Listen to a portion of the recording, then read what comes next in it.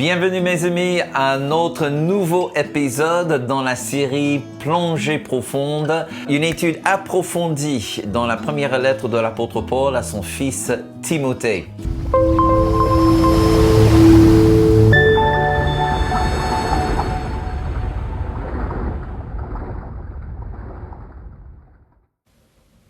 Alors, nous sommes toujours dans la première lettre de l'apôtre Paul à Timothée. Nous sommes dans le chapitre 3. Et depuis plusieurs épisodes, maintenant, nous avons mis à l'étude les qualifications des diacres.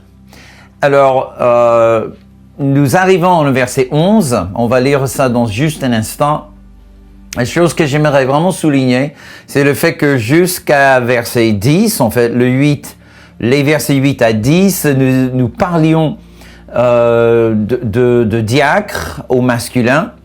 Ce que nous allons voir dans le prochain épisode, c'est que le verset 12 reprend le sujet, reprend le texte adressé aux hommes. Et là, nous arrivons au verset 11. Et vous allez voir, c'est assez bien particulier. Et j'attends beaucoup à ce que Dieu nous parle à travers notre épisode. Nous lisons 1 Timothée chapitre 3 et le verset 11. Les femmes, de même, doivent être honnêtes, non médisantes, sobres, fidèles en toutes choses. Alors, de quoi parle-t-il? Est-ce qu'il parle au sujet de toutes les femmes dans l'Église?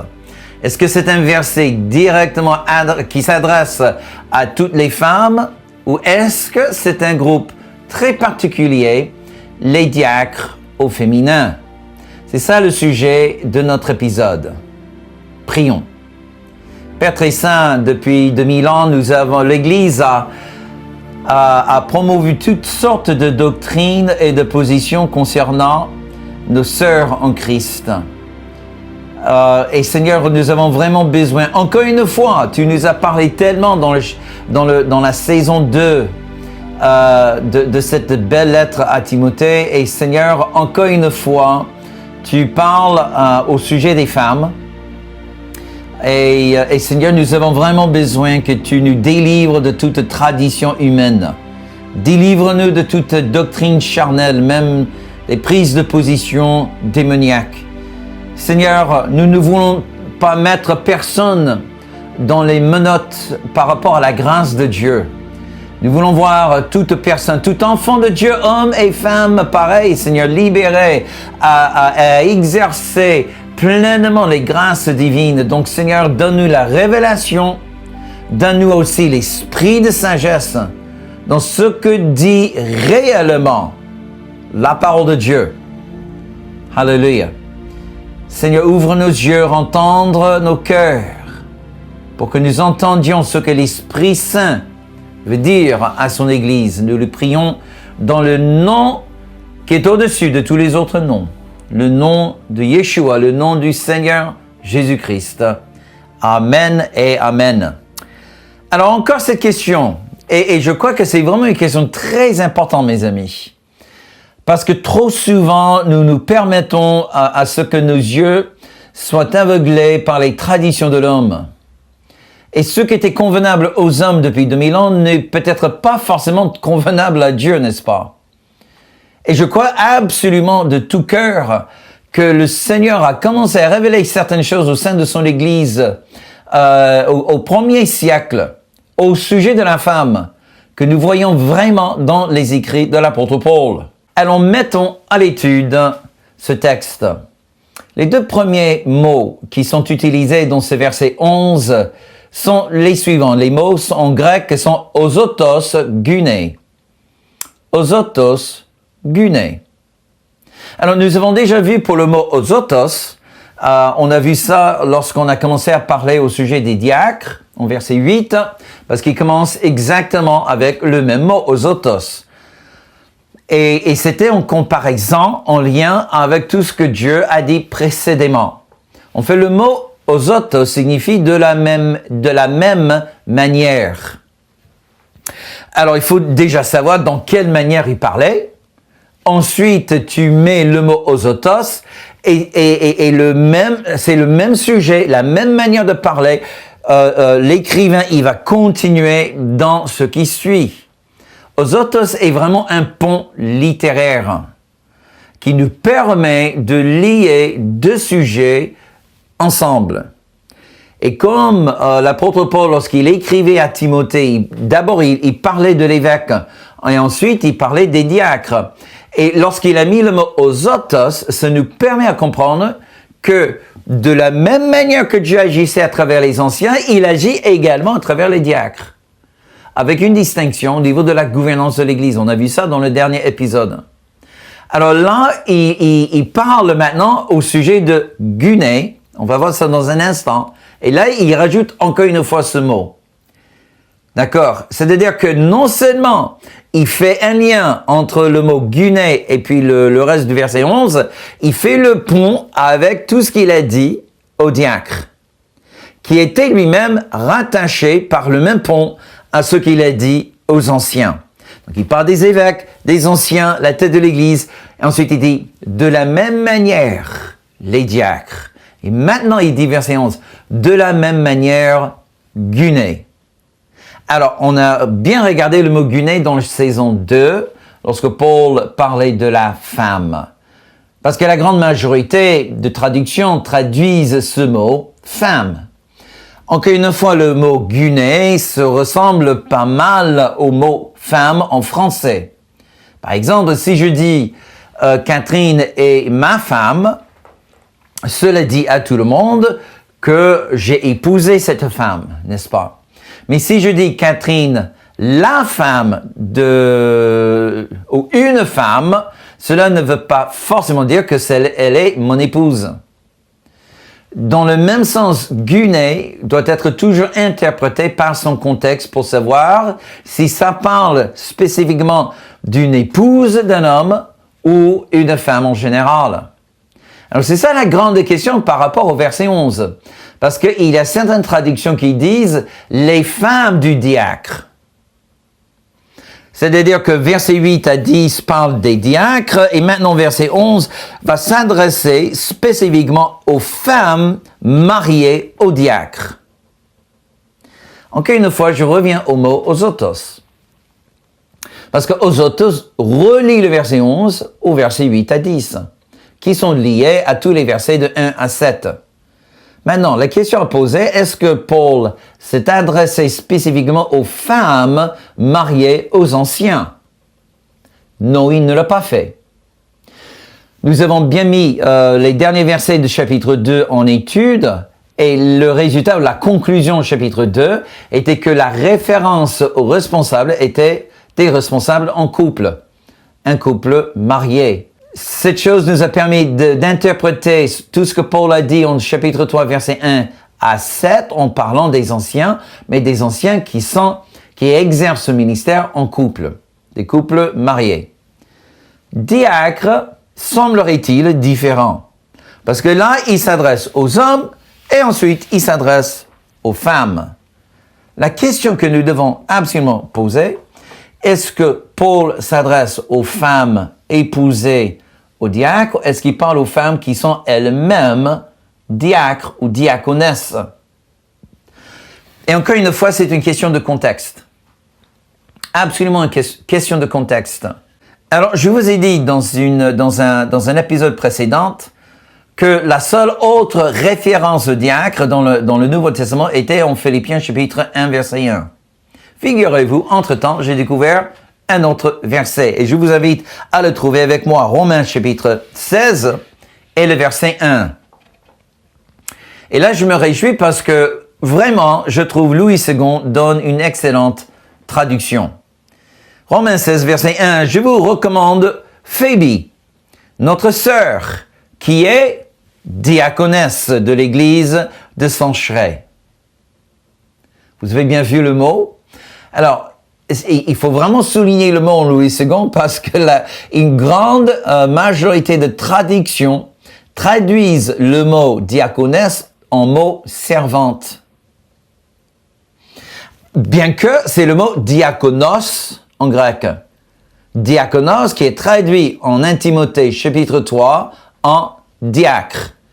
Et dans beaucoup de traductions, malgré le fait que c'est exactement le même mot, traduit en 1 Timothée 3 en tant que diacre, dans beaucoup de traductions, y compris les traductions en anglais, c'est traduit servante et non pas diaconesse. Pourquoi? S'il n'y a pas de préjugé masculine quelque part, il n'y a aucune autre explication pour cette différence de traduction. Parce que c'est le mot diacre. C'est exactement le même mot, juste dans une forme féminine. J'aimerais aussi vous citer un texte non biblique. Très tôt, dans le 2e siècle, juste après le décès de l'apôtre Jean, le gouverneur de la même région, là où Jean est mort, le gouverneur s'appelait Pline le Jeune. Et en fait, il est vraiment connu. Vous pouvez chercher son nom sur Wikipédia et puis d'autres sites complètement laïques. Ce n'était pas du tout un chrétien. C'est un gouverneur romain et qui écrivait à l'empereur Trajan pour expliquer exactement pourquoi, malgré les fortes persécutions, le nombre de chrétiens continuait à augmenter et la taille des églises continuait à croître. Alors, il essayait vraiment de comprendre le pourquoi. Donc, il a arrêté 2 femmes que Pline le Jeune s'appelle des esclaves. Mais ce qui est très intéressant, c'est la manière dont ces femmes étaient reconnues par les églises de sa région. Et je vous cite de sa lettre que nous avons aujourd'hui.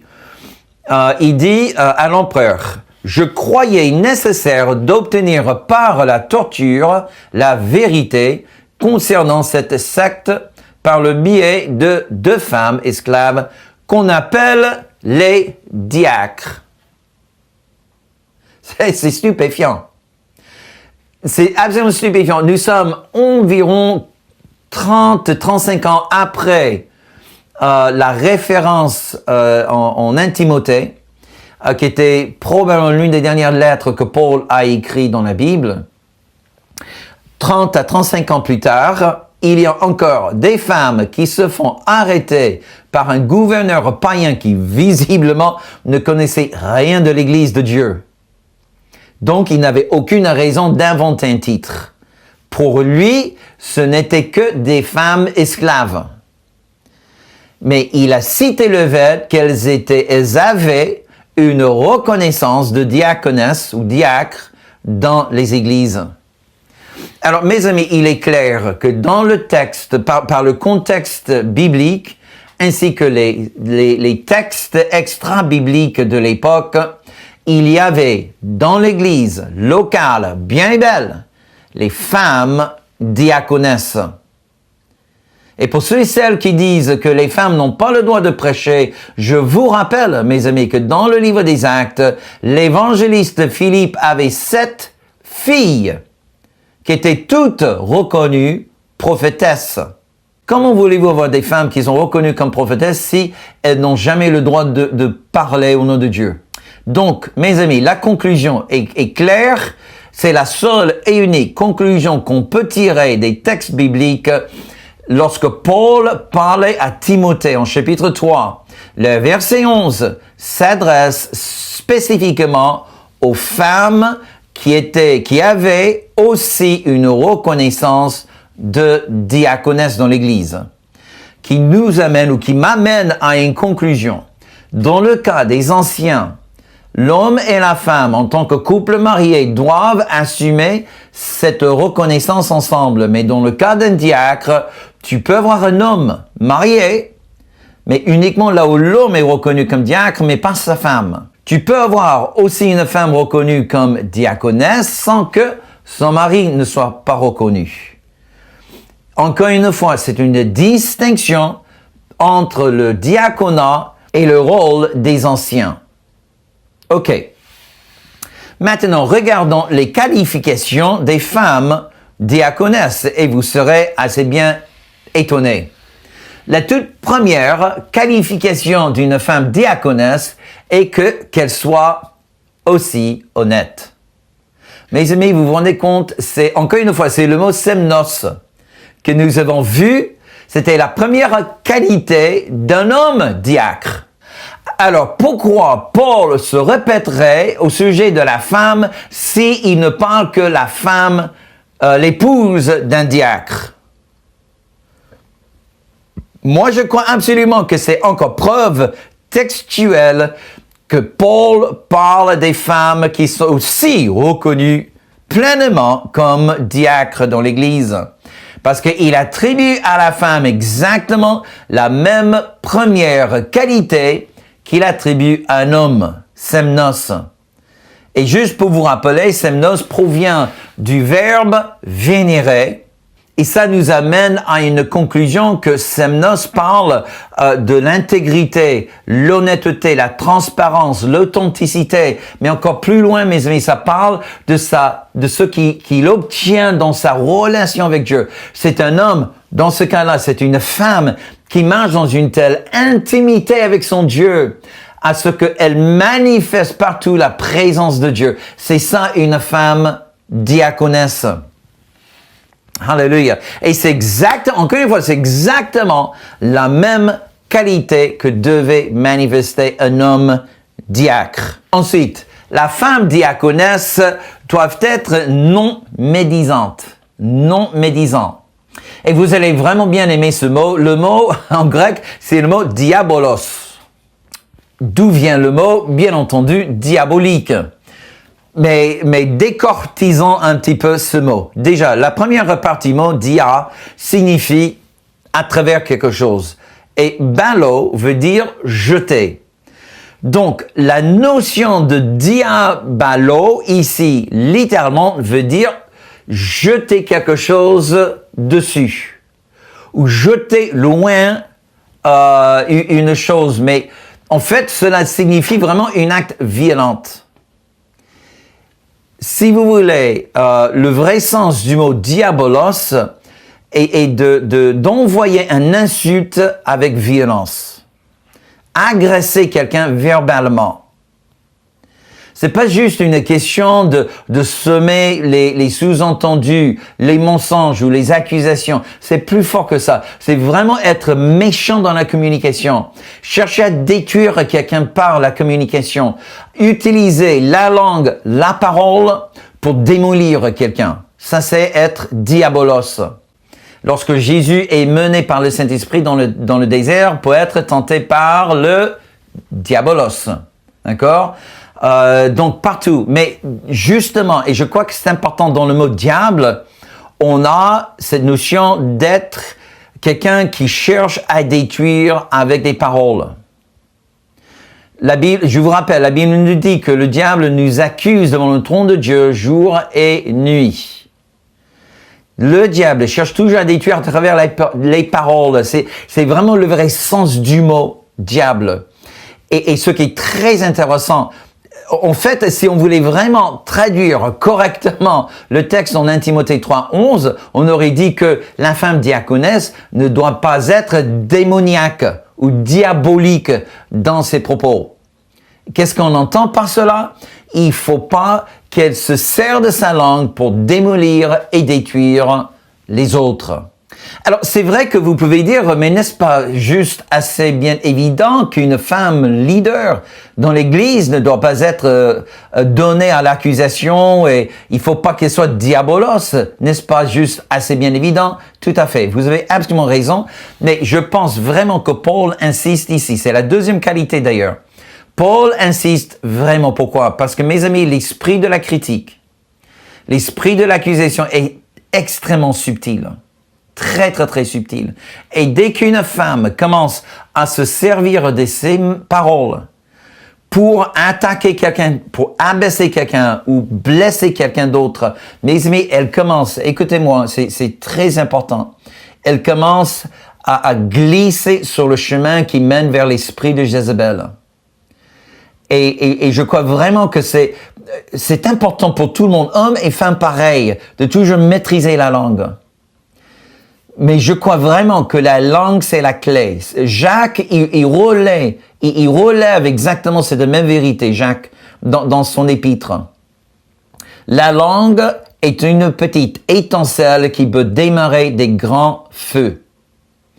Et quelqu'un qui ne maîtrise pas sa langue et court le danger de glisser vers un esprit de Jézabel. C'est là où cela commence. Et c'est pour cela, mes amis, que pour une femme qui va assumer un rôle pas dominant, une femme qui va assumer le rôle d'un leader dans l'Église, elle va assumer cette grâce pour apporter une influence sur les autres. Il faut absolument, aussi pour l'homme, mais je crois que la tentation pour une femme de se servir de ses mots, de ses paroles, est encore plus à l'actualité que pour un homme. Et absolument, il faut absolument qu'elle maîtrise la langue. Une femme qui ne maîtrise pas sa langue n'a pas sa place dans une équipe de responsables. Ensuite, Paul nous dit que la femme diaconesse doit être sobre.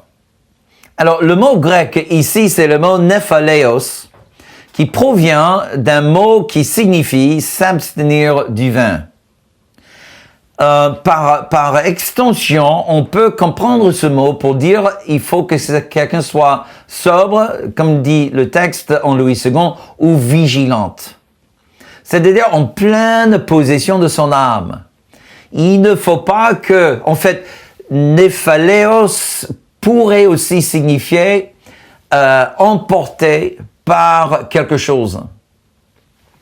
Quelqu'un qui est emporté par ses sentiments, emporté par une pensée négative, emporté par une offense, emporté par la peur, ou emporté par une substance telle que le vin, telle que des drogues, telle que d'autres produits, emporté juste une âme qui n'est pas disciplinée, qui n'est pas équilibrée, qui n'est pas solide, qui n'est pas calme même au milieu de la tempête.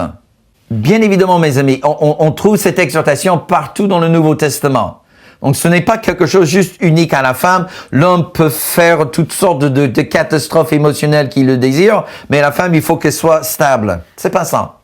C'est juste que, visiblement, dans l'entourage de l'apôtre Paul, il voyait certains excès chez les femmes qu'il ne voyait pas forcément chez les hommes. Et c'est pour cela qu'il dit qu'une femme, encore une fois, une femme qui entre dans une équipe de responsables dans l'Église doit être une femme sobre, avec une âme qui non seulement est maîtrisée, mais juste bien équilibrée. Elle pleure avec ceux qui pleurent, elle rit avec ceux qui rient. Elle a une âme qui est guérie, qui, d'un point de vue émotionnel et psychologique, est en bonne santé. C'est ça une âme nephaleos, une âme qui est sobre et vigilant. Et puis pour terminer, Paul y dit que les femmes diaconesses doivent être fidèles en toutes choses. Et mes amis, nous avons déjà mis à l'étude ce mot avec des anciens. Le mot fidèle existe avec des diacres. Dans la liste des responsables que Paul donne à Tite, le mot fidèle est vraiment partout dans le Nouveau Testament. Je vous rappelle tout simplement que le mot fidèle vient du mot pistos, d'où vient le mot la foi. Tu ne peux pas séparer la foi avec la fidélité. D'ailleurs, en anglais, on dit faith pour le mot foi, et pour le mot fidélité, on dit faithfulness, rempli de foi, qui revient vraiment au vrai sens du mot pistos, rempli de foi. Donc, comme on a dit, l'homme diacre, et vous voyez les similitudes entre les qualifications d'un diacre masculin et un diacre féminin. Le diacre masculin doit tenir le mystère de la foi et la femme doit être remplie de la foi. Donc, mes amis, vraiment, c'est presque la même chose, c'est juste deux manières différentes de le dire. Alléluia. Donc, une femme qui est dans une équipe de responsables, alléluia, une femme qui a reçu l'imposition des mains de la part des anciens pour qu'elle exerce son ministère au sein de l'église locale, doit être une femme de foi, alléluia. Elle n'est pas du tout ballottée par toutes sortes de circonstances.